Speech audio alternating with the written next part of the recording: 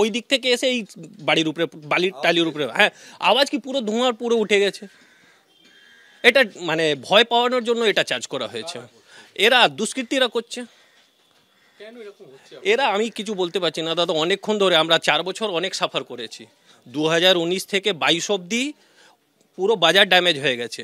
এইখানে ব্যবসায়ীরা মানে নিজে রোজগার করার জন্য অন্য জায়গায় চলে যাচ্ছে, এইখানে রোজগার করতে পারছে না। ভয়টা কেন, যখন তখন বোমবাজি শুরু হয়ে যাচ্ছে। যেদিন থেকে ফাঁড়ি হয়েছিল অনেকটা শান্ত ছিল, কিন্তু কালকে হঠাৎ করে দুটোই থানা বড় চেঞ্জ হয়েছে।